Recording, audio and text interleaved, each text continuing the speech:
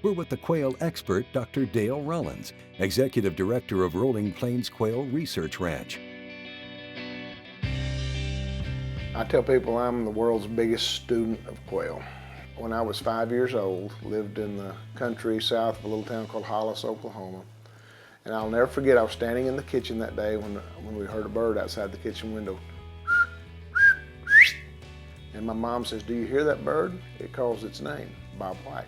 And I tell people 55 years later, it's still calling my name. I've been very fortunate to basically have focused on quail all my life. I mean, where I grew up in southwestern Oklahoma in the 60s and 70s, there were no deer, there were no turkeys. So if you want to go hunting, you went quail hunting. And so it's very deeply ingrained in my blood. Quail.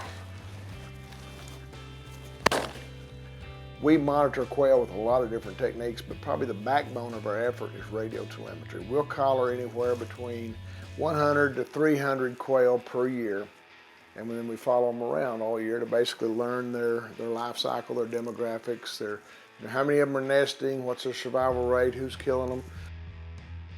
This is called a Yagi antenna. It's a directional antenna, and she can home in on where that dead bird's at. I'm going to show you a live signal first, since we've got one that was out close here this morning, so you can see the difference. So there's your slow beat. So this bird's alive out there somewhere, and the dead one's pretty close. And there's your difference. There's the fast beat.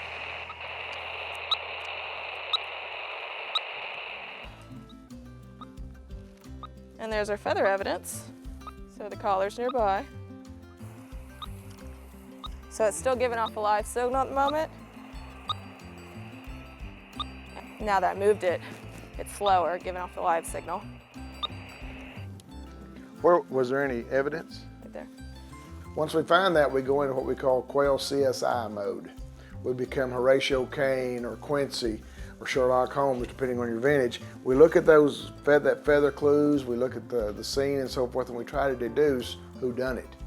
And we basically break that into three categories. One is mammal, which is our largest source of mortalities. Raptors is the second most important, and then unknown, which could include everything from disease, or it could be like a snake or whatever. So this one doesn't have many chew marks on it, so neither does this one.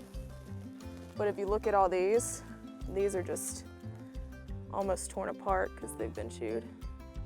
And so that's a mammal kill. And there's one that's both broken and chewed. So this is more likely to be a mammal kill.